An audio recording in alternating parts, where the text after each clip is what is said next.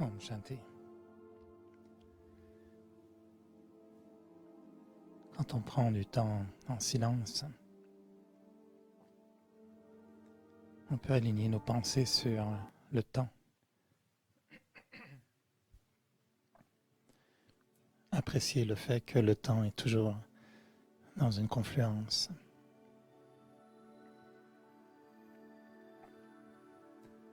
Le temps qui passe.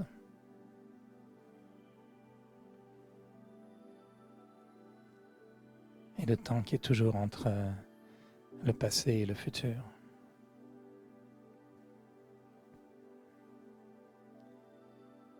On passe d'une journée à l'autre.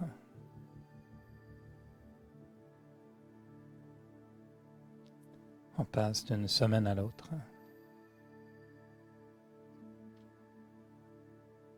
Et on passe aussi d'une année à l'autre.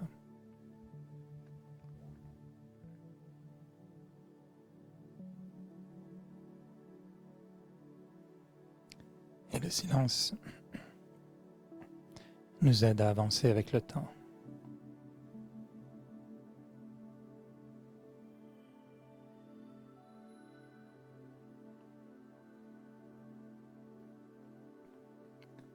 Le temps qui avance à chaque instant. Et mes pensées qui m'amènent toujours davantage en avance.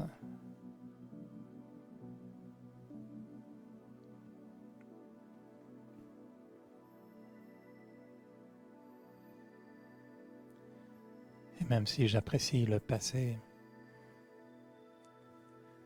et que j'en retiens toujours les meilleurs moments,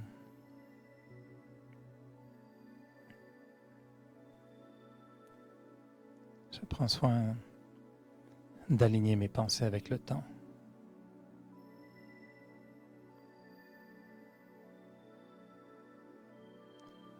Et alors que le temps avance, je fais aussi l'expérience d'avancer dans ma vie, avancer dans mes idées, avancer dans ma façon de voir les choses.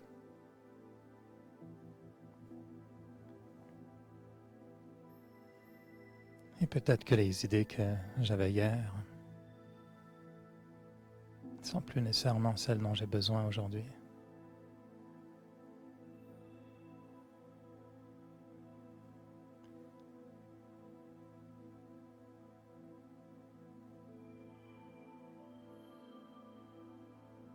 Et en faisant l'expérience du silence,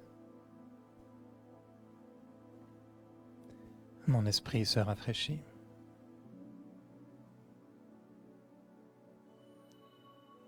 Je fais de la place pour des nouvelles pensées. J'explore.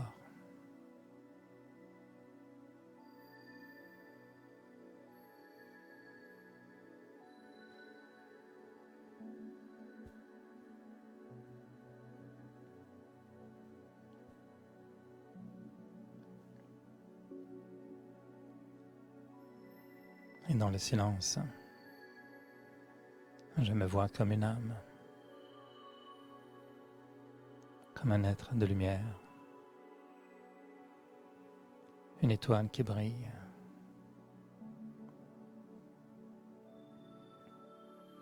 une conscience vivante.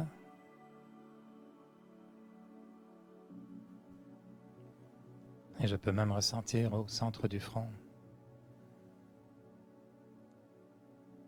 cette vibration de la conscience vivante.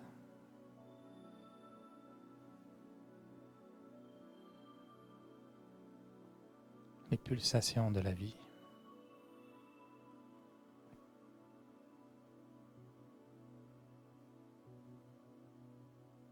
Et c'est moi l'âme qui pense, qui ressent.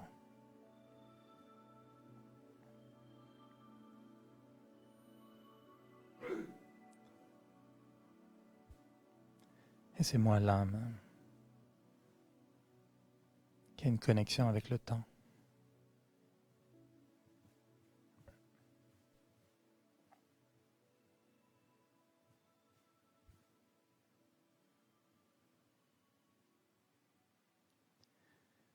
alors que le corps physique est limité dans le temps.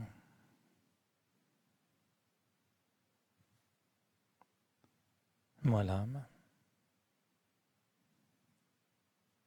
je peux ressentir cette connexion avec l'éternité, cette dimension qui n'est ni physique ni temporelle.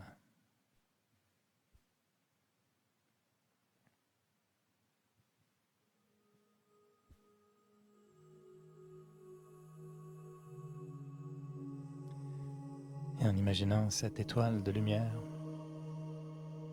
qui scintille,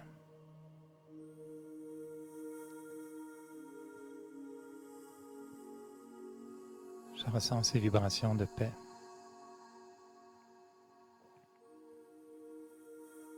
Ce silence qui se propage à travers mes pensées.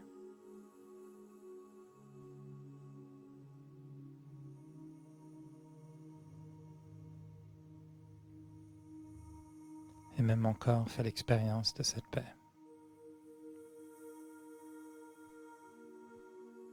Je peux même ressentir que tous les muscles du corps se détendent.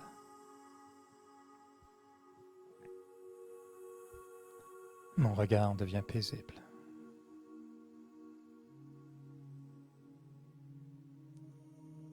Mes mains sont paisibles. Et même mon visage commence à rayonner la paix.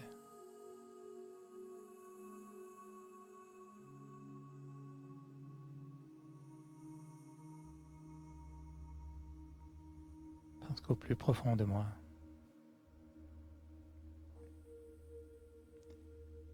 l'âme est en paix.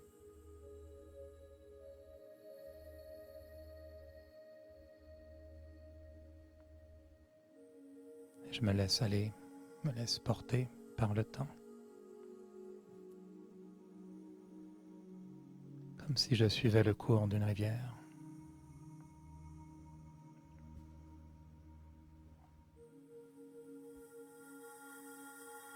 Je laisse le passé au passé.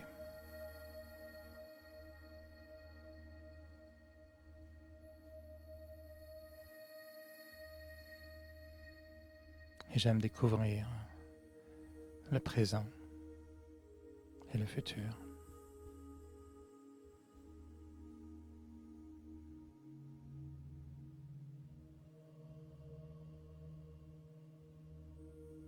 Et en laissant le passé au passé, c'est comme si je faisais de la place pour des nouvelles possibilités, des moments encore plus grands, une conscience encore plus élevée.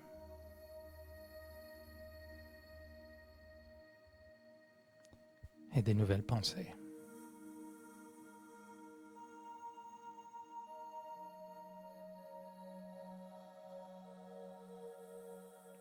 Des pensées qui me feront voir différemment.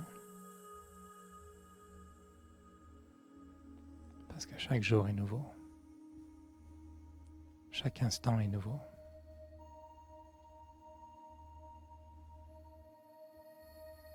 Et j'avance avec le temps. Et j'avance dans le silence.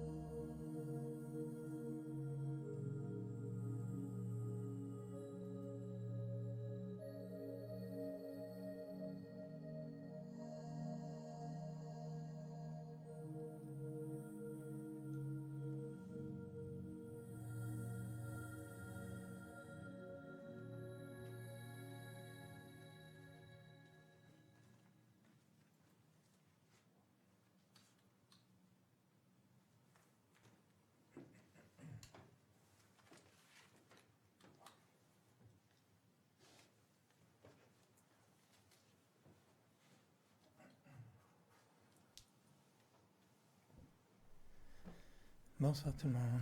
Bonsoir, bienvenue. J'espère que vous vous sentez bien. C'est une belle période de l'année. J'espère que vous avez eu une belle soirée de Noël, agréable. Fatigante, hein? Il faut se reposer maintenant. Toujours en train en train de digérer. Après le rappel de Noël, des fois, ça prend juste une semaine pour être prêt pour celui du Nouvel An, du réveillon du Nouvel An. J'aime bien cette combinaison de célébration Noël et Jour de l'An. C'est vraiment deux moments très différents. Et comme si on pouvait, avant de célébrer la nouvelle année, le passage du temps, on peut prendre le temps de reconnecter avec le sacré. Et je trouve que Noël est une très belle occasion internationale où on voit des gens partout dans tous les pays du monde pratiquement qui formulent une façon ou une autre de croyance, d'espoir, de lumière, des sapins, des guirlandes, des cadeaux. Et pour beaucoup, quand même, Noël, même si on ne croit plus trop, si les gens ne vont plus vraiment dans les églises, il reste qu'il y a quand même un fond de spiritualité ou de sacré qui rôde autour. Et peut-être que maintenant on pourra dire, c'est pas que les gens croient, mais ils osent plus croire, mais ils aimeraient croire. Et je pense qu'il y a un désir de croire en quelque chose. Et Noël est une porte ouverte quand même pour un certain recueillement, une certaine connexion avec cette dimension sacrée. Et une fois qu'on a reconnecté avec le sacré, ben là on est prêt pour la rumba. Et puis le 31 au soir, ben là il n'y a rien de sacré là-dedans. C'est une sacrée bonne fête par contre. C'est complètement autre chose. Et là le but est de célébrer et créer une vision pour la nouvelle année. Donc c'est très à propos de parler de lâcher prise. Et le thème pour ce soir, c'est cette notion d'être capable de lâcher prise. Et je pense qu'il y a plein d'aspects qu'on peut associer à cela. Et le premier, c'est la notion de qu'est-ce qu'on veut amener avec nous en 2019, puis qu'est-ce qu'on aimerait bien laisser en 2018. Ce serait bien de faire la liste de tout ce que vous aimeriez ne pas amener avec nous en 2018. Qu'est-ce qu'on aimerait interdire en 2019 et laisser dans la vieille année. Des fois, on ne se souvient même pas de ce qui s'est passé en une année. Je ne sais pas si vous êtes comme moi, mais des fois, essayez de repenser en février dernier. Qu'est-ce que vous avez fait? Janvier dernier, mars dernier. Tout ce qui s'est passé, c'est long une année. Hein? Il s'en est passé des choses. Et des fois, on a accumulé certaines expériences, on a vécu certains moments, on s'est peut-être renforcé dans certains aspects, mais on s'est peut-être affaibli aussi dans certains aspects. Des fois, on perd patience un petit peu dans certaines situations face à certaines personnes. Des fois, on se décourage dans certains domaines. Est-ce qu'on parle plus de l'âge de la retraite aujourd'hui qu'il y a un an? Pour ceux qui sont dans ces eaux-là, peut-être que ça veut dire qu'il y a un essoufflement aussi, même professionnel. Est-ce que la famille ou la relation de couple est en épanouissement ou elle est en consolidation constante et en réparation constante et en gestion constante? Et il y a sûrement des choses dans ce qu'on a vécu au cours des 12 derniers mois qui pourraient indiquer des aspects de notre vie qu'on aimerait bien laisser aller dans le passé, puis se dire que si on veut vraiment quelque chose de nouveau en 2019, mais qu'est-ce qu'on aimerait qu'il soit différent? Qu'est-ce qu'on aimerait voir de différent? Est-ce qu'il y a des attitudes, des expériences, des sentiments, des patterns, des espèces de schémas, soit de comportement ou de scénarios relationnels, des aspects à notre travail, dans notre famille, des aspects reliés à notre santé, auxquels on aimerait bien dire bye bye. On ne te retrouve plus jamais en fait. Et tu n'as pas le droit de venir dans la nouvelle année. Et ce qui se passe souvent, c'est qu'on se souhaite bonne année, Et puis après, quand on regarde au mois de janvier, février, mars, on se trouve que finalement, ça ressemble pas mal à la continuité de l'année d'avant, non? Puis on se dit que ce qu'il y avait de vraiment nouveau, c'était le 31 au soir. Peut-être les premiers jours. Puis après, ça ressemble pas mal à la continuité de ce qu'il y avait avant. Et c'est là où je me demande, est-ce qu'il n'y a pas un lâcher-prise plus grand qu'on peut essayer d'envisager? Je pense qu'on aimerait tous être capables de laisser des choses au passé, des vieilles habitudes. C'est sûr qu'on pourrait commencer à faire une liste d'éléments qu'on aimerait ne pas garder avec soi, non? Qu'est-ce qui fait qu'on va encore les amener en 2019, puis qu'on va les retrouver de l'autre bord de la clôture, puis dire, bon, ben finalement, t'es encore là, quoi. Et souvent, c'est juste une question d'être attaché à cette expérience, cette situation, cette relation, ce schéma de pensée, et on continue, on le propage et on le maintient malgré tout. Des gens prennent des résolutions, des fois, on peut bien dire à partir du premier, voilà, je change telle chose. Des fois ça marche, des fois ça marche pas. Alors des fois on dit qu'on n'en fait plus de résolutions parce que de toute façon on les tient pas. Donc ça règle la question. Mais le temps qui passe est une bonne occasion, moi je trouve, pour envisager des changements. C'est toujours une bonne raison pour se donner une détermination de dire peut-être qu'on peut changer des choses. Et pourquoi pas profiter d'une année qui change pour changer des choses. Sinon, le lundi matin, c'est toujours une bonne date aussi. Ça marche toutes les semaines. pas obligé d'attendre une année. On peut très bien décider que le lundi matin, c'est un bon moment pour changer. Puis même, juste le lendemain matin, c'est une bonne idée aussi. Donc, ou pour ceux qui sont plus courageux, ben, la minute suivante, c'est le meilleur moment pour changer. Alors, des fois, on dit aux gens, ne pas remettre au lendemain ce qu'on peut faire aujourd'hui. En fait, ne pas remettre dans 10 minutes ce qu'on peut faire maintenant. Et on dit souvent maintenant ou jamais, c'est en fait le moteur du changement le plus fort. Mais maintenant étant une fin d'année, avec une échelle plus large étant sur une semaine en ce moment, on peut penser à aborder la nouvelle année avec des résolutions, avec des intentions en tout cas. Mais ce qu'on va retrouver comme problème sera toujours le même, c'est comment faire en sorte que la vieille habitude, le vieux schéma de pensée, ne se répète pas. Et c'est là-dedans qu'on voit la notion du lâcher-prise qui peut être très intéressante. La notion du lâcher-prise est beaucoup reliée, par exemple, à ce sentiment d'avoir un fardeau. Si on pense à quoi que ce soit et qu'on l'identifie à quelque chose d'assez lourd, d'assez pesant, d'assez désagréable, c'est certainement qu'il y a quelque part là-dedans un effet de colle qui fait que ça nous colle à la peau, ou ça nous colle à la tête, ou ça nous colle au cœur, ou ça colle quelque part.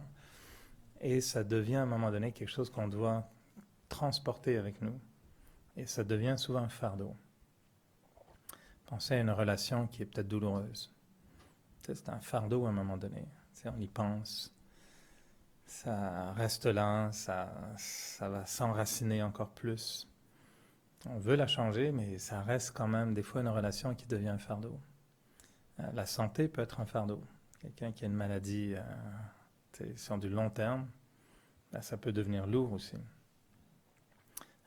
Situation professionnelle, des fois ça devient des fardeaux aussi. On dit souvent, nous on avait des enseignes dans les salles de bain, ils disaient, si vous venez là simplement pour vous réfugier et éviter d'être avec vos collègues. Les trucs professionnels, on n'a pas le choix de les garder. Les choses professionnelles, on n'a pas le choix de les garder, mais on a le choix quant à comment on les aborde. Comment on gère ça, comment est-ce que mentalement on aborde cette situation-là. Si on est obligé, évidemment, de faire quelque chose au travail tous les jours, et qu'on n'aime pas ça, soit si on peut changer de travail, c'est une chose. Si on ne peut pas, peut-être qu'on peut changer notre façon de penser par rapport à ça. Le fardeau nous appartient. Et ce qu'on découvre beaucoup en spiritualité, c'est que tout ce qui est ressenti comme un fardeau n'a pas besoin d'être ressenti comme un fardeau.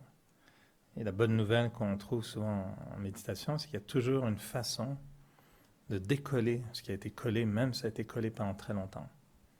Sauf que quand c'est collé pendant très longtemps, c'est un peu plus difficile à décoller. Et le lâcher-prise, c'est beaucoup par rapport à ça. Le lâcher-prise, c'est en fait ce à quoi on est soi-même agrippé, dans lequel on a soi-même une façon d'être attaché, d'être agrippé à quelque chose, ou quelque chose qui a une emprise sur nous. Alors, des fois, on est bourreau et des fois, on est victime.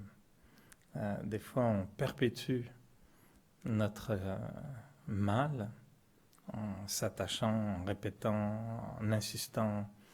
La formule de être l'inverse de lâcher prise, c'était beaucoup pour moi ce qu'on appelle l'entêtement. Quand on ne lâche pas prise, souvent, c'est parce qu'on s'entête. On est entêté à quelque chose. Et donc, soit on est bourreau dans le sens-là que nous-mêmes, on s'entête face à quelque chose, ou on est victime, donc quelque chose a de l'emprise sur nous. Ça devient un fardeau, on subit quelque chose. Et là, ça devient lourd, ça devient pénible. Et là, on se dit après, ben voilà, j'ai pas le choix.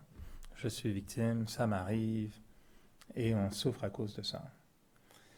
Mais dans les deux cas, que ce soit notre création ou ce qu'on subit, moi, ce que j'ai remarqué, c'est qu'il y a quand même une possibilité de lâcher prise.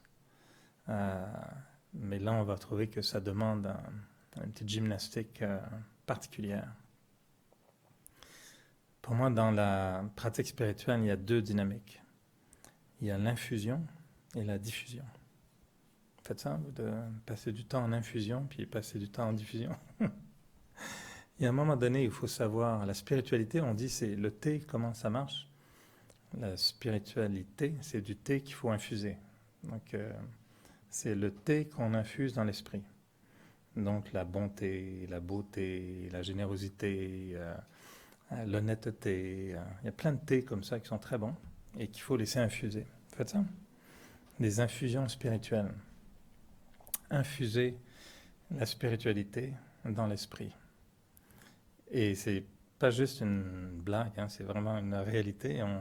On médite sur des vertus, sur des qualités, dans le seul but de les infuser. Et vous allez voir ce que je m'en vais avec ça, parce qu'il y a un lien après à la notion de lâcher prise, mais il y a une dimension dans notre vie qui est de l'infusion. Et ce qui est intéressant, c'est qu'on infuse de la bonté ou du mauvais thé, là, on infuse toujours quelque chose. Si on regarde un film hyper violent, avec des têtes qui volent à gauche, à droite, du sang qui éclabousse, puis des gens qui hurlent, puis des tortures psychologiques épouvantables, ce qu'on fait, certaines personnes font ça. Il y a des films, des téléséries. Je vois en regardant la télé des fois je sais pas si c'est le cas, mais la plupart des téléséries que je vois annoncer, c'est toujours une nouvelle télésérie. C'est toujours d'une violence, mais hallucinante, quoi. Vraiment, j'étais sur un jury récemment pour recevoir plein de soumissions canadiennes, des meilleurs programmes, des meilleures téléséries, des meilleurs documentaires, des meilleures émissions jeunesse. Puis après, il n'y a que les émissions jeunesse, je trouve, qui sont assez sympathiques et rafraîchissantes. Mais dans les téléséries, toutes les téléséries qu'on a reçues, les épisodes qui, selon eux, étaient le meilleur épisode pour représenter la télésérie, moi, j'ai été traumatisé. Il fallait que j'en regarde, je ne sais pas combien, il y en avait au moins 4 téléséries, puis je ne les nommerai pas, là, mais elles sont toutes très, très, très, très, très populaires. Il y en a une, je ne la nommerai pas, il y a 1 300 000 personnes quotidiennement qui la regardent au Québec. Une personne sur 6 regarde cette télésérie tous les soirs. Je ne la nommerai pas. Et c'est hyper violent, c'est psychologiquement dérangeant. Et les autres qui sont hebdomadaires, c'est pareil, 1 quelques millions de personnes. Puis moi, quand je regardais l'épisode, je vous jure, j'étais vraiment pratiquement écrasé sous la table dans mon salon, en train de me dire, mais c'est épouvantable ce truc. Ça m'a mis des heures après à ventiler, parce que je me disais, j'étais terrifié. Écoute, un cas de parent là, qui va kidnapper son jeune garçon, menacer de le tuer si l'ex ne vient pas, la police est là, tout le monde se fait tirer, puis ça se termine en bain de sang. Moi, j'étais comme ça à la fin, je dis, bon, là, je dois dire que c'est bien, c'est ça, que c'est une bonne télésérie. Parce que le jury doit juger. Est-ce que celle-là est mieux que l'autre? L'autre où ils sont tous tirés en pleine face au début du film, puis ça commence comme ça. Non, lui était mieux, je trouve. C'était plus vrai. Le jeu d'acteur était mieux. On sait que c'est de la fiction, bien sûr, mais c'est dur à regarder. Puis je me dis, les gens regardent ça en famille. Ça doit être formidable le soir. Écoute, la famille traumatisée totalement et en mangeant probablement. Donc tout ce que tu infuses encore plus est multiplié. Et j'exagère pas, hein, on regarde la plupart des films qui sortent sur nos écrans. Les trois quarts, c'est des films hyper violents. Donc, j'essaie juste de dire que les gens sont toujours en train d'infuser quelque chose. Moi, par côté professionnel, je lis beaucoup d'informations, je m'informe beaucoup, je regarde les journaux, les nouvelles. Il faut vraiment avoir un filtre, puis être capable de faire effacer, nettoyer l'esprit après, parce que c'est très polluant. C'est très noir, c'est épouvantable ce qu'on lit, ce qui se passe dans le monde, les horreurs du monde. Mais quand on lit ça, et je ne le recommande pas parce que c'est évidemment toxique, mais pour certaines personnes, on n'a pas le choix. On infuse ça. Quand quelqu'un vient vous voir et vous dit « Il faut que je te raconte », là, imaginez-vous tout de suite la poche de thé qui arrive dans votre tête, là, puis tu dis « Qu'est-ce qu'elle va me raconter ?» Puis là, on infuse. Puis là, elle dit « Je vais te raconter quelque chose. Et tu sais ce qui m'est arrivé, puis tu sais ce qu'elle a dit, puis tu sais ce qu'il a fait, puis c'est épouvantable, nanana. » Puis là, ça infuse. Puis là, que vous le vouliez ou non, vous êtes gentil. On l'écoute, c'est ma meilleure amie, je l'écoute. Là, vous êtes en train d'être une belle poche de thé, je veux dire, qui infuse, qui est dans la tête. Puis ça infuse des fois juste dans la tête, des fois ça va jusque dans le cœur, puis des fois ça va loin dans le subconscient, parce que ce sont des histoires qui restent. Puis après, quand on est confronté à certaines choses, ces histoires, inconsciemment, ont un effet sur mon comportement. Une peur, perte d'espoir en l'espèce humaine, des fois, tout simplement. On en a tellement entendu des horreurs, t'oses plus trop faire confiance à personne. Alors, ça va loin, mais on est toujours dans une infusion quelconque. Et évidemment, et heureusement, je pense que c'est pour ça qu'on est là ce soir, plusieurs d'entre nous, et probablement tous parmi nous, avons l'habitude d'infuser des bonnes choses aussi. Je pense qu'on a tous l'habitude de s'asseoir, de regarder des choses inspirantes.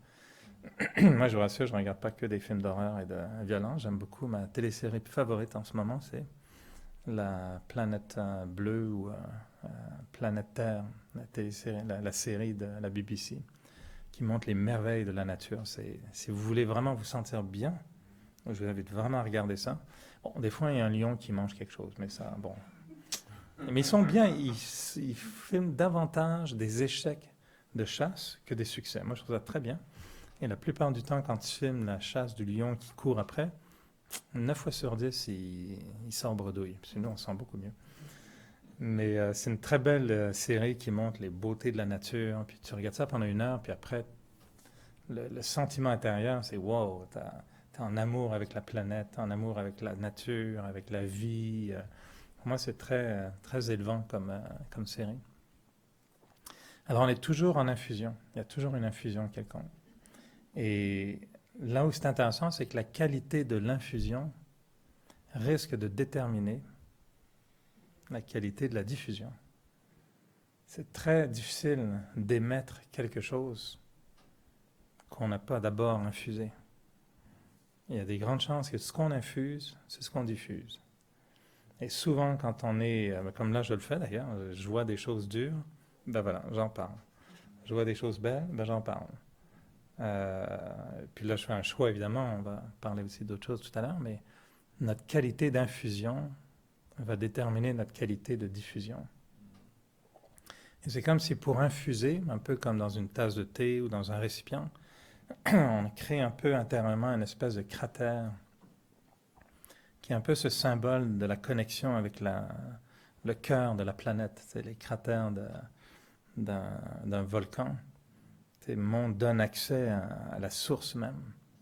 Et pour moi, l'infusion suprême, la plus belle infusion, c'est d'être capable d'infuser en moi ce qui vient justement du plus profond de l'âme, faire ressortir les valeurs de l'âme dans le cratère du silence, le cratère méditatif, contemplatif. La relation qu'on peut entretenir avec Dieu est une magnifique qualité d'infusion. C'est le thé le suprême, ça s'appelle la divinité. C'est le meilleur thé, hein, c'est le thé suprême, divinité.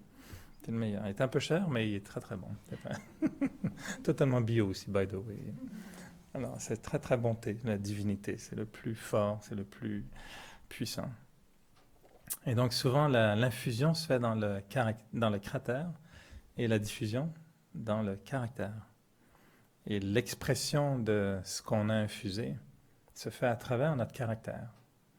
Et souvent, c'est notre comportement, notre attitude, notre façon de dire les choses, notre façon de faire les choses, notre façon de réagir. C'est ça qui détermine notre caractère. Et c'est là où on sent que si on n'a pas infusé quelque chose de positif, ça va être très difficile d'exprimer quelque chose de positif. Et plus on s'expose à des infusions puissantes, élevées, spirituelles, pures, vraies, plus ça devient facile d'exprimer ça dans notre caractère ensuite. Et la raison pour laquelle je fais ce petit détour, c'est parce que dans le lâcher-prise, qu'est-ce qui va se passer? C'est pour comprendre le lâcher-prise, dans ma tête à moi, il faut que je fasse l'inverse, il faut que j'aille chercher, c'est quoi l'inverse du lâcher-prise? Pourquoi on ne peut pas lâcher prise? Donc l'emprise, c'est quoi? L'entêtement, c'est quoi? Souvent, c'est simplement une colle qu'on a créée en réaction à un sentiment très particulier. Souvent un sentiment de peur, souvent un sentiment d'ego, d'arrogance, mais qui est aussi de la peur. Parce que l'ego, c'est quoi? C'est notre bouclier en réponse à la peur d'être exposé dans notre imperfection. Qu'est-ce qui fait que les gens ont de l'arrogance souvent ou de l'ego? C'est parce qu'ils ont très peur. Ils n'ont pas l'humilité pour exposer leur vulnérabilité. Non? C'est ça. Et plus... Hein? C'est compliqué? Ok, j'essaie de le dire plus simple. On va répéter plus simple. C'est que quand on sait qu'on n'est pas parfait, des fois on a envie de cacher ça au monde, parce qu'on n'a pas envie de se montrer nul. Et donc il y en a qui vont faire ce qu'on appelle leurs frais. Ils vont se péter les bretelles, ils vont prendre beaucoup de place, qui vont faire juste un grand feu d'artifice pour pas qu'on voit ce qu'il y a vraiment derrière, qui est en fait une grosse cruche vide. Mais il ne veut pas le montrer, parce qu'être une cruche vide, c'est pas très gentil, ça. Tu veux pas dire que les gens disent que non, t'es une cruche vide, toi? Non, ça, c'est pas gentil. Alors, pour cacher le fait qu'on est une cruche vide, on fait le smart, on fait le guignol. Je dis pas que c'est toujours ça, hein. Il y a des gens qui ont vraiment beaucoup d'humour, qui sont très humbles, puis c'est pas de l'arrogance du tout, c'est véritablement un bon sens de l'humour, ou une belle façon de créer l'atmosphère légère. Mais des fois, on dit souvent même que dans la plaisanterie, il y a toujours un peu de vrai. Hein. Quand les gens font une taquinerie, on dit, ouais, il y a du vrai quand même dans ce que tu dis, quoi. L'arrogance, l'ego, c'est pour ça que je dis c'est un bouclier pour se protéger d'être exposé, d'exposer notre vulnérabilité. C'est pour ça qu'on développe de l'ego. Si on n'a pas peur, si on n'a pas ces craintes-là, sans doute qu'on a une acceptation de soi qui est le début de toute l'échelle des sois qui nous amène, ou la route de la soie, comme j'aime bien l'appeler, là, c'est la route de la soie qui part de l'acceptation de soi, la connaissance, la reconnaissance, l'estime, la valorisation, la confiance, etc., jusqu'à la maîtrise de soi et la souveraineté de soi. Mais quand on commence à avoir ça, quelque part, on va devenir humble. Parce l'humilité, on va accepter d'exposer notre vulnérabilité. C'est ça l'humilité. L'humilité, c'est celui qui n'est pas entêté à prouver qu'il est meilleur ou qu'il a raison. Quand on ne s'entête pas à prouver qu'on est mieux, on est humble. Puis qu'on accepte de dire pardon, qu'on accepte de dire « Oups, j'ai fait une erreur ». Ah ouais, ouais, ça, je suis pas très doué, là. Je pense que j'ai pas très très bien réussi. Ou ouais, ça j'ai encore cette faiblesse, mais patient, je travaille dessus. Elle sera réparée bientôt. J'ai appelé un spécialiste. Je travaille là-dessus. Ça, c'est de l'humilité. Et plus on est humble, évidemment, moins on a d'ego. Et on va se rendre compte que l'humilité a comme effet naturel de lâcher prise par rapport à bien des choses. Celui qui est humble ne s'entête pas. Il n'y a pas besoin. Ça n'a pas aucun rapport. Quelqu'un qui a de l'arrogance, qui a de l'ego, va s'entêter. On va le dire, hein, il va être têtu, il va être entêté, il va être insistant, il va devenir ce qu'on appelle l'autoritarisme, il va devenir un peu bossy en anglais, il va devenir contrôlant, contrôlante, hein, c'est dans les masculins et féminins. L'ego fait ça. L'ego va jusqu'après dans la violence, parce que ça devient agressif, ça devient mentalement agressif, ça devient psychologiquement agressif. Ce sont des attitudes comportementales, mais qui sont toutes dirigées par l'ego. Être rude, être incisif, être brusque, ça c'est de l'ego. Quelqu'un de humble n'a aucun de ces comportements-là. Est-ce qu'on est d'accord ou vous connaissez? Oui, genre, écoute, Eric, c'est évident, là, passe à l'autre. On est dans les évidences, d'accord.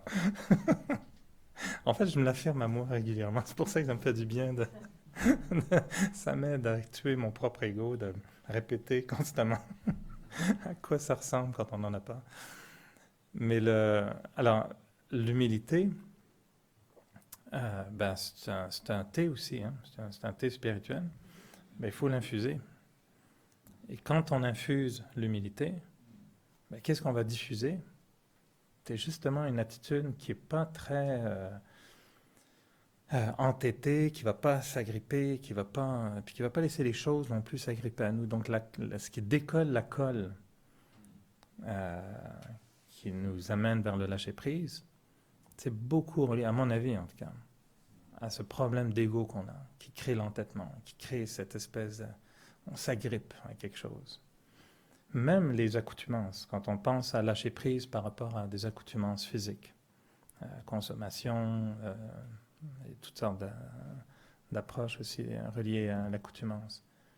Souvent, ce qui se passe, c'est que ces accoutumances façonnent l'identité de quelqu'un. Quelqu'un est attaché à son identité à travers cette accoutumance. On va dire par exemple des gens qui ont des problèmes alimentaires, ils mangent leurs émotions, c'est ça qu'on dit? C'est-à-dire que manger plus et plus et plus va être égal pour cette personne à je fais passer mes émotions. Et à un moment donné, ils font l'équation, je ne peux pas arrêter de manger parce que il faut que je fasse passer mes émotions.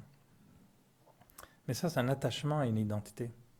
C'est une forme d'ego encore.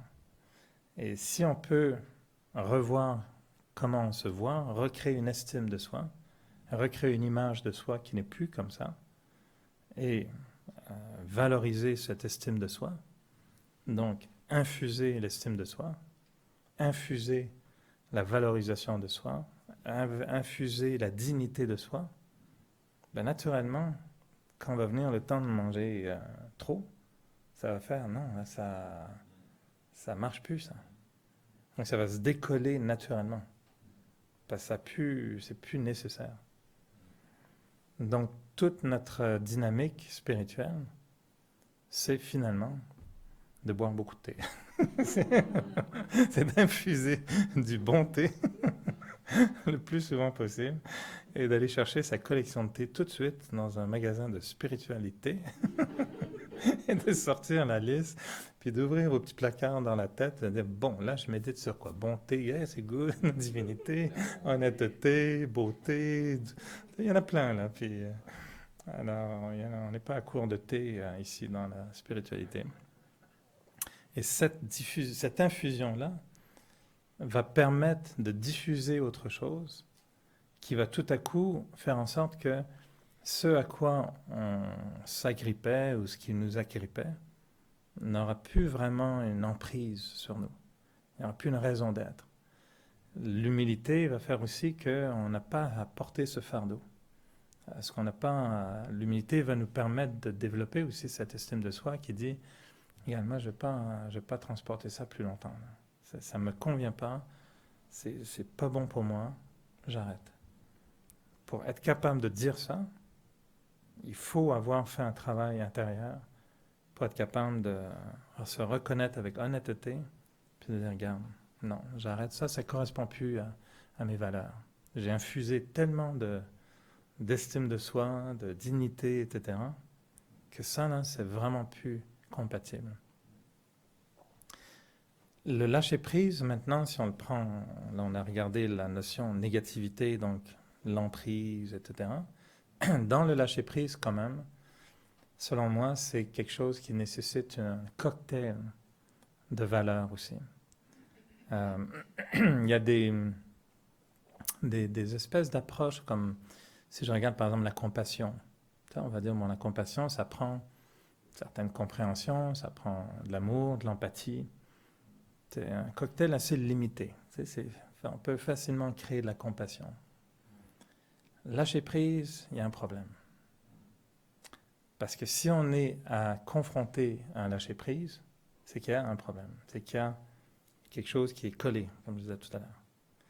Et si on est là, ben c'est qu'il va falloir forcer un peu. Parce que si c'est collé, puis des fois que c'est collé depuis 30 ans ou 40 ans et plus, ben là, ça veut dire qu'il faut vraiment faire quelque chose de spécial pour décoller ça. Alors oui, bien sûr, infuser, etc., diffuser, ça c'est sur le long terme. Et sur le court terme, parce qu'il nous reste à peu près 6 jours avant, ou même pas, il y a 5 jours avant 2019, ouais, c'est ça. Donc il faut vite lâcher prise là. Donc infuser, c'est bon, mais c'est long, faire du thé. Donc là, on veut un instantané, ça c'est différent. Et là, je vois que dans le lâcher prise, pour moi, il y a un cocktail d'éléments qui peut être très intéressant. Ils sont tous assez particuliers, ils sont dans la même famille. Je pense à, évidemment, le détachement, la foi, le courage, la volonté. Et aussi, il va falloir une espèce de vision qui peut être comme détermination, mais vision axée sur objectif, vision axée sur qu'est-ce que je vois au-delà de ce problème-là pour me permettre de lâcher prise. Et ça, c'est beaucoup l'image de l'oiseau qui s'agrippe à une branche, puis on dit lâche la branche, mais il ne peut pas, il a peur. Il a peur, pourquoi? Parce qu'il se voit tomber, puis s'écraser par terre. Mais si l'oiseau se voit voler, puis être heureux dans le ciel, ben, ça va aider beaucoup à lâcher la branche. Mais s'il se voit constamment tomber, s'écraser, puis mourir, ben, c'est là où il a peur. Donc dans notre non-lâcher-prise, souvent il y a ces peurs qui sont là. Et un élément, c'est le seul élément, je trouve, qui est très plus positif, qui est cette notion d'être capable de voir quelque chose très particulier, qui va être crucial dans ma capacité de lâcher prise. Puis je vais revenir là-dessus. Mais les autres sont quand même assez costauds. Tous les autres, c'est dans une salle de gym que vous les trouvez. C'est des poids et haltères assez costauds. La foi, courage, détermination, la volonté, le détachement. C'est pas des... Il n'y a aucun thé là-dedans, d'ailleurs, si vous avez remarqué. C'est pas des petites poches de thé infusées. Il n'y en a aucun qui finit par thé. C'est du lourd. C'est en granules. C'est un peu plus costaud. Il faut les mâcher, il faut les croquer. C'est solide. Mais pensez-y, vous allez voir que dans le lâcher-prise, oui, la foi est nécessaire. Il faut avoir cette confiance qu'on a compris quelque chose. Le lâcher-prise n'est pas émotif. Et il y a une très bonne raison à cela. Le lâcher-prise est une activité de l'intellect. C'est une approche presque intellectuelle de lâcher-prise. Et peut-être je me trompe, mais la raison pour laquelle je pense comme ça, c'est que ce qui nous empêche de lâcher prise, c'est l'émotion. La peur, l'anxiété, le ressentiment, la colère, la rancune, la vengeance, le désir, le besoin. Il y a beaucoup d'émotions attachées à « c'est à quoi je m'agrippe ». S'il n'y avait pas ça, on ne s'agripperait pas à ça. Il y a toujours une émotion un peu négative qui fait en sorte qu'on s'agrippe à quelque chose, qu'on s'attache à quelque chose, qu'on s'accroche à ça. Soit une peur, une colère ou quelque chose de négatif. Et c'est très difficile de dire à une émotion, change. C'est très difficile de dire à une émotion, change tout de suite. Le jour où vous allez être complètement angoissé, paniqué, dites-vous, OK, je vais changer, maintenant je suis très très très bien. Impossible. On ne peut pas changer une émotion comme ça. Si vous essayez, si vous êtes dans une grande tristesse, une grande douleur, puis quelqu'un dit, ben non, comment allez, sois joyeux. Non, non, je suis dans la peine profonde. Et si je suis dans la peine, c'est parce qu'il y a quelque chose qui m'a amené dans la peine. Puis avant que je quitte la peine, il va falloir que quelque chose m'amène à l'extérieur de la peine. Soit une situation, soit une réflexion, soit une thérapie, soit un changement de pensée. Et donc l'exercice qui me sort d'une émotion, c'est un exercice mental. Les gens vont dire d'ailleurs mais non, regarde, tu vois ça négativement, regarde ça autrement. Puis là, pour changer l'émotion, il faut changer la pensée. Et quand on change notre pensée, éventuellement on va changer l'émotion. Donc le lâcher-prise ne peut pas être un acte sentimental. C'est un acte prémédité, rationnel, de force mentale. Il y a des lâcher-prises qui viennent quand on est... si vous passez une heure avec le divin, tête à tête, puis qui vous dit plein de belles choses, oh, super, lâcher-prise naturelle. Mais ça n'arrive pas toujours. On pourra en parler tout à l'heure. Il y a des lâcher-prises plus faciles, plus simples. Mais ils reviennent quand même, ils reviennent au galop après. Alors, mentalement, à un moment donné, il faut se dire, regarde, ça, cette situation, elle m'énerve. Cette personne, elle m'énerve profondément. J'aurais vraiment envie de lui dire ces 4 vérités en pleine face, mais je ne vais pas le faire. Il faut que je lâche prise. Il faut que j'arrête de m'engager émotivement dans cette relation. OK, je fais ça comment? La foi. Une foi basée sur une connaissance, une compréhension. La foi que je vais être beaucoup mieux quand je vais arrêter ça. Non seulement je vais me faire du bien, je vais faire du bien à l'autre aussi. Même si je voudrais lui faire du mal, c'est pas une bonne idée de faire du mal. Il faut que je fasse du bien à l'autre. Donc il faut que ma foi soit présente. Une foi qui n'est pas une foi religieuse, c'est une foi de conviction, une foi de valeur, de croyance, c'est quoi le but, c'est quoi mon avenir, comment je vais structurer ma vie, c'est ça la foi. Et il faut avoir une foi quelque part, parce que ça va me motiver dans le lâcher-prise. Si je n'ai pas ça, pourquoi je lâcherai prise? Je n'ai pas de bonne raison pour lâcher prise. La foi va me donner des bonnes raisons. Et je dis une foi parce que elle est au-delà de juste une compréhension. Compréhension, elle ne va pas tenir la route. Les émotions vont la manger tout de suite. La foi peut se battre contre une émotion. Tu peux avoir peur, puis tout à coup dire non, moi j'ai la foi, j'ai peur, mais j'ai la foi que je vais m'en sortir. Et la foi devient plus forte que la peur, puis elle nous fait traverser. La foi qui est puissante. Et encore une fois, ce n'est pas une foi religieuse, c'est une foi, j'ai la foi en moi, j'ai la foi en la vie, j'ai la foi en ma capacité de surmonter un obstacle. Pourquoi? Parce que j'ai la foi que j'ai des bonnes valeurs, que je vais être capable de prendre des bonnes décisions. Le détachement. Le détachement, c'est un acte très difficile de se détacher. C'est vraiment c'est sortir de prison soi-même, puis sortir de prison. C'est-à-dire, regarde, je me détache là. C'est pas évident. Les gens ont beaucoup de mal avec le détachement. Je trouve ça très difficile de se détacher. Je trouve que ça fait mal, c'est sec, c'est douloureux. Alors en fait, ça n'a pas à être comme ça. Mais on le sent comme ça souvent parce qu'on est attaché. Et quand vous enlevez le papier du muffin, puis que vous n'avez pas bien cuit le tout, ben la moitié du muffin part avec. Puis tu dis, flûte, non, ça c'est moche, non? Vous avez déjà mangé ça, votre muffin, comme ça, avec le papier, puis il y a le papier? Non, ça c'est pas bon. Mais je dis la vérité qu'on m'a refusé de dire depuis 30 ans. Mm-hmm. En tout cas, ça fait du bien. Ouais. Et tu te sens quoi, plus détaché avec ça? Ou... Moi, je me sens détaché avec ça.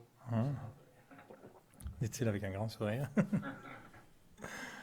Non, c'est bien de se libérer dans ce sens-là. Si on a empêché de dire une vérité, ou si on n'a pas... C'est comme ne pas avoir été honnête Et là, on l'est. Le détachement, c'est en fait une très grande libération. C'est pour ça que j'aime bien le détachement comme c'est une sortie de prison de détachement. On se libère de quelque chose qui nous collait vraiment inutilement.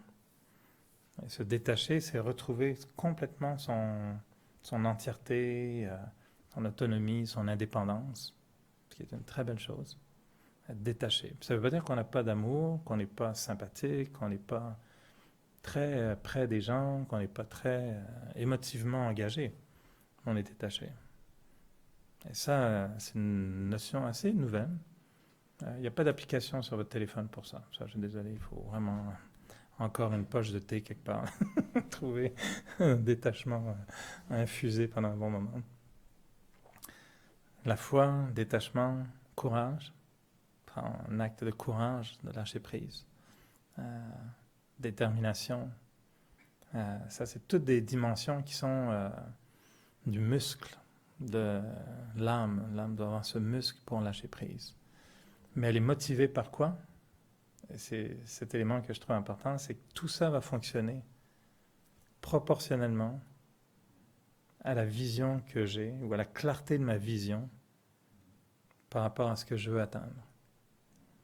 Et la raison pour laquelle on ne lâche pas prise souvent, c'est parce qu'on n'a pas vu à quel point l'emprise nous fait mal, nous limite, et on n'a pas vu à quel point on serait tellement mieux sans ça.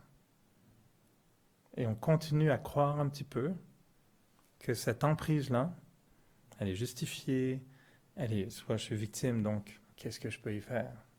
Je suis là-dedans. Ou je la perpétue pour des raisons très fortes. Donc, je suis pas prêt à lâcher prise. Parce qu'en fait, je vois pas quelque chose de beaucoup plus grand. Et c'est cette vision-là qui est, selon moi, la plus importante. Parce que cette vision-là va me donner la foi, le courage, le détachement, la détermination. C'est ça qui va me permettre d'avoir ce muscle. Et cette vision-là, ben là, je reviens à mes poches de thé. Il faut se l'infuser, il faut se dire, qu'est-ce que je vois? Et le jour où on se voit coincé, comme si on se voyait de l'extérieur, on se dit, ben voyons, pourquoi tu es comme ça? Et là, on commence à être prêt à lâcher prise. J'essaie de trouver un exemple clair. Pour moi, c'est surtout dans la relation, par exemple, avec autrui. Quelque chose s'est produit avec quelqu'un, puis là, ça a enclenché en nous, quoi. Ça part. On a plein de discussions avec l'autre personne. Pas de texto, pas de courriel, pas de téléphone, mais là-dedans, on écrit. On recommence. Combien de fois on fait le même scénario? Tu repars dans le scénario. Et puis peut-être je devrais. Non, je devrais pas. Non, je vais faire ça plutôt. Non, je vais pas. Je sais pas, je pourrais dire ça. Non, je vais pas dire ça. Je sais pas. Des fois, ça dure quelques heures. Des fois, ça dure toute une vie. Moi, je connais des gens qui me disent que leur relation avec leur père ou leur mère, encore aujourd'hui, est une relation de torture, à distance. Ils n'habitent même pas dans le même pays. Mais régulièrement, l'individu vient dans la tête de l'autre, puis la torture recommence. C'est les mêmes histoires. On dit la même chose tout le temps. Puis quand les frères ou les sœurs se rencontrent, elle parle à maman, nanani, elle a encore dit ça, on recommence la même histoire. Ça, c'est de la torture. Ça, il n'y a pas de lâcher prise, là. Et pourquoi on s'agrippe? On est convaincu qu'on a raison, on ne voit rien de mal là-dedans, on ne se rend pas compte qu'on souffre, puis qu'on fait souffrir l'autre. Puis un jour, on se voit de l'extérieur, puis on se dit, qu'est-ce que je suis en train de faire? Pourquoi je fais ça? Ben, quelle est la vision de moi sans ce genre de comportement? Et cette vision de soi est beaucoup ce qu'on appelle dans notre jargon ici, Raja Yoga, c'est ça l'estime de soi. Une vision tellement élevée de soi dans laquelle on se dit, c'est pas un comportement que j'ai envie de garder, ça. J'ai pas envie d'être comme ça, menotté avec des gens dans ma tête. J'ai pas envie d'être en réaction à un petit rien. Récemment, quelqu'un m'a dit quelque chose, puis honnêtement, ça m'a vraiment fait réagir. Puis la classe qu'on a eue après, c'était si on est humble, on ne se sentira même pas insulté, même si on nous insulte. Puis là, je me suis dit, OK, bon, on va retourner infuser de l'humilité parce que, de toute évidence, je n'ai pas laissé infuser assez longtemps, il en manque un bon bout encore. Mais c'est quand même un concept absolu, de se dire que quelqu'un qui est très humble ne se sentira pas insulté, même si on l'insulte. Donc on croit en ça? Moi, je crois en ça parce que je pense qu'il y a des êtres humains tellement wow, tellement nobles, tellement bons, qui sont comme ça. Et ils ne prennent pas une insulte pour une insulte. Des fois, dans des moments d'humilité très petits comme ça, exceptionnels, ça m'arrivait peut-être pas de me faire vraiment insulter, mais de me faire dire des choses peut-être pas très agréables, puis de vraiment dire ah, ben, je suis content, c'est bien, ça va me permettre de. Ouais, merci peut-être de me le dire parce que je peux travailler là-dessus. Puis honnêtement, de ne pas se sentir humilié, donc d'être humble, puis de voir que finalement, c'était une bonne chose de se faire dire un petit reproche parce que maintenant, au moins, je peux améliorer. Mais il y a des fois, le reproche est comme ça. Puis moi, j'en fais ça. Mais c'est pas humilier, c'est détester et ne pas aimer. Ouais, mais ça, c'est le bouclier pour cacher le fait que tu es en fait humilié, quoi. Tu veux pas être humilié, donc tu vas détester, puis tu vas reprocher. Être détesté. Être détesté par un autre. Ouais. Ah ben oui, c'est ça. Mais si les gens nous détestent, ben, ils vont nous insulter.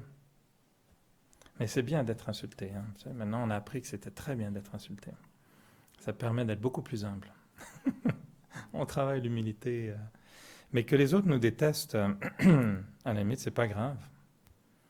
Tu sais, quand est-ce que quelqu'un me déteste, qu'est-ce que tu veux On a comme but d'être aimé par 95% des gens. Moi, c'est ça qu'on m'a dit, c'est que si tu arrives à être aimé par 95% du monde, c'est super bien. Tu as une petite marge de 5% qui t'est autorisée. Parce qu'il y en a qui sont un peu... il y a un petit problème à la fabrication. Quoi. Ils ne peuvent pas aimer beaucoup. Hein. C'est correct, ils vont pas t'aimer, t'aimeront jamais. Qu'est-ce que c'est pas grave.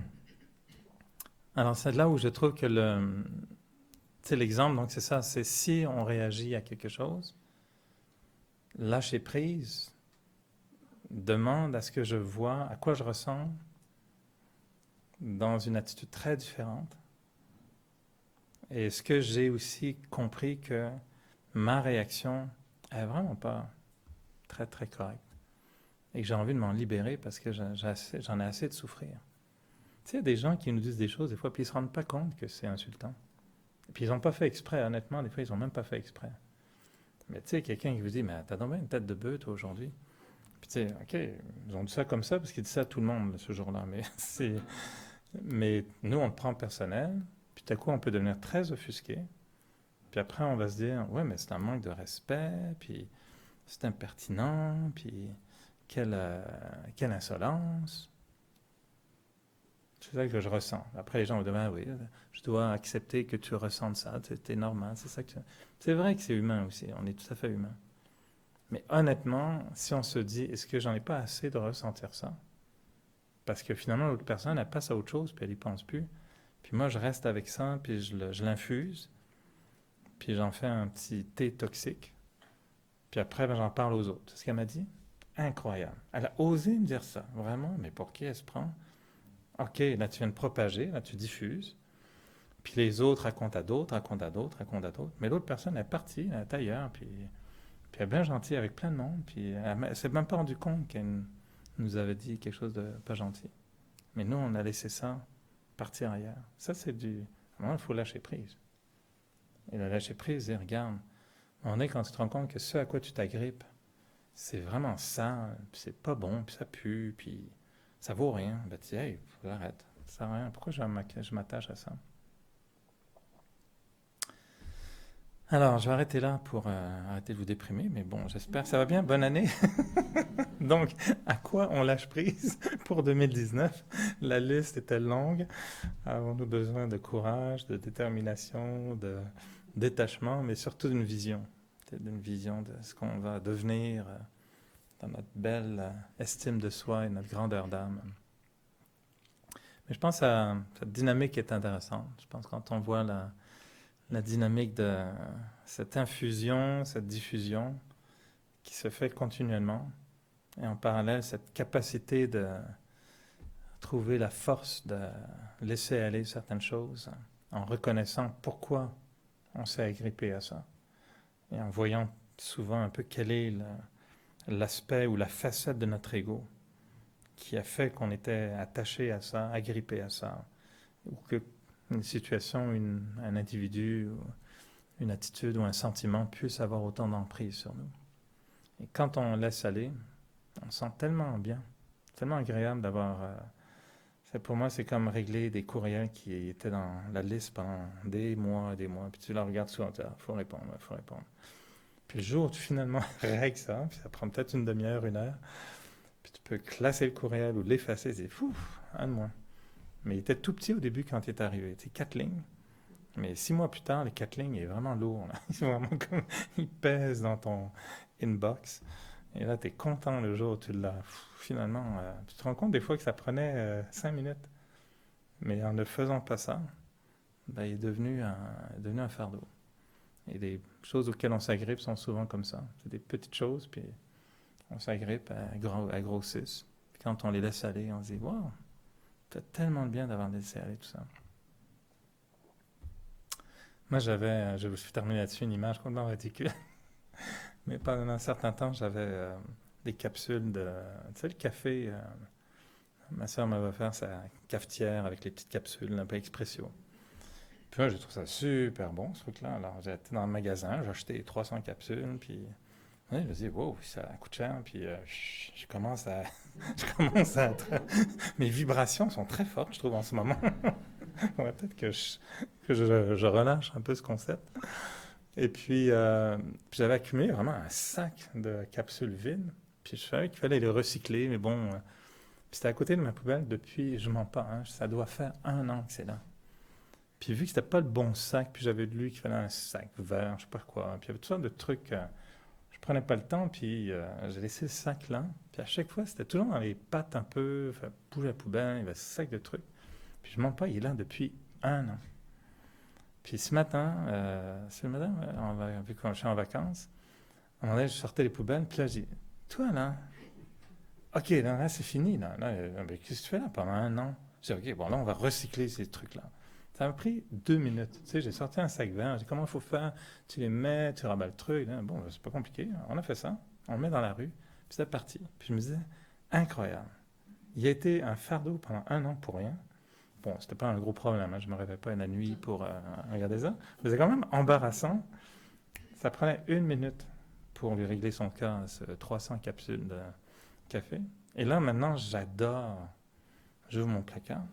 Oh, il y a de l'espace, il n'y a plus personne, c'est tout clean, il n'y a rien. La petite poubelle est toute tranquille. Et moi, je suis toute seule. Là. C'est ridicule, hein? Mais je me suis dit, ça, c'était du lâcher prise. Alors, on médite un petit peu pour clore tout ça.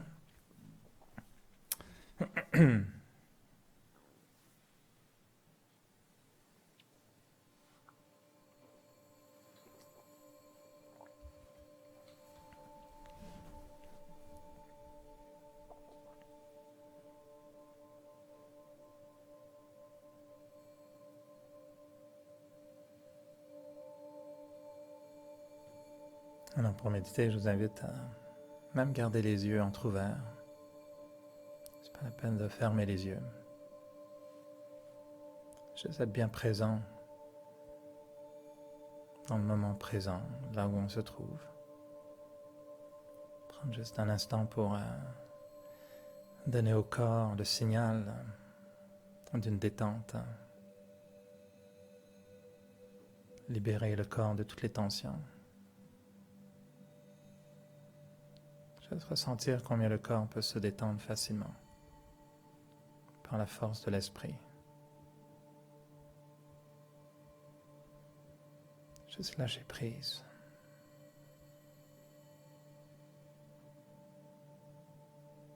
Et même sentir que tous les muscles du visage se détendent.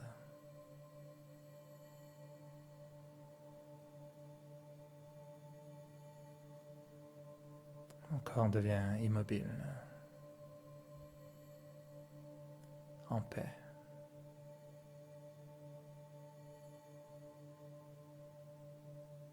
Et moi, l'âme, je ralentis le rythme de mes pensées.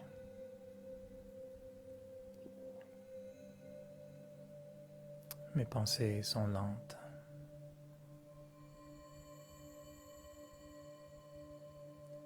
Paisibles.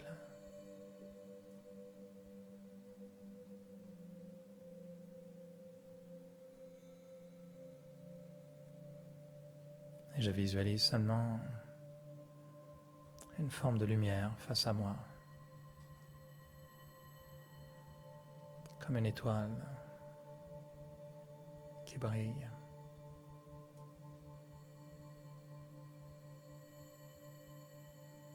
L'étoile de la conscience.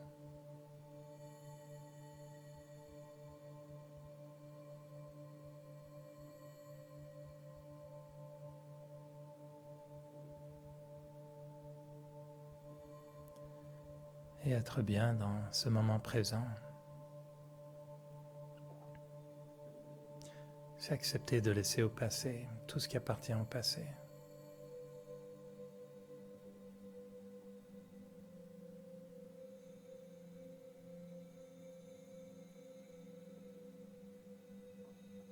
De me dire qu'il est possible dès maintenant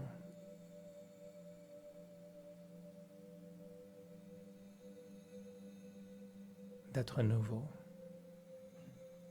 d'être différent.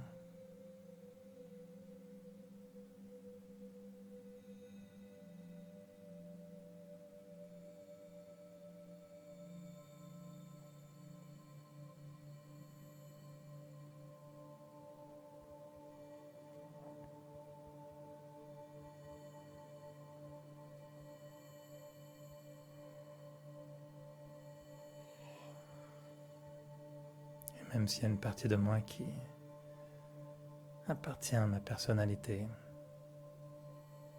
et qui restera avec moi.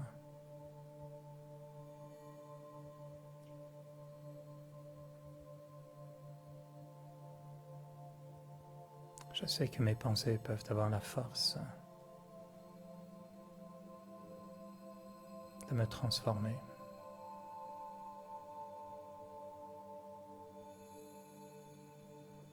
De faire en sorte que l'attitude que j'avais hier n'est pas nécessairement l'attitude que j'aurai aujourd'hui ou demain.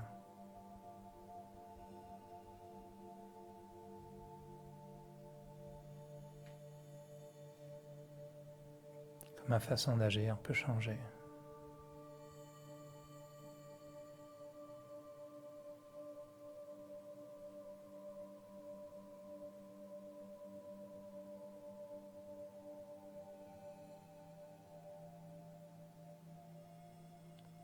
Ce que je recherche à travers ce moment de silence,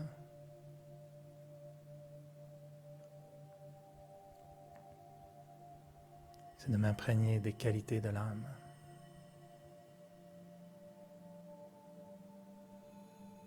Ressentir la paix.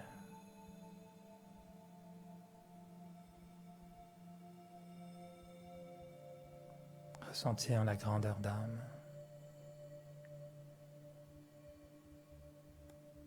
La dignité de l'être.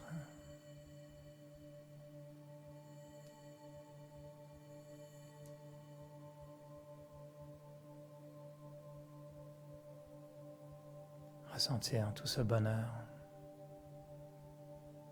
qui est là devant moi.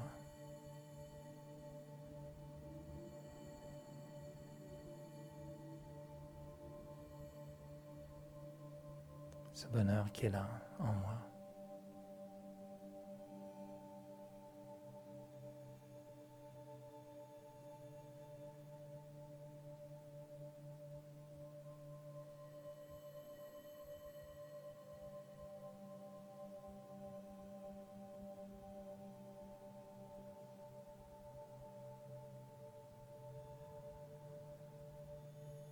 Et plus je prends le temps de ressentir ces moments de paix, de bonheur en moi, plus il me sera facile et naturel d'exprimer ces qualités à travers ma personnalité.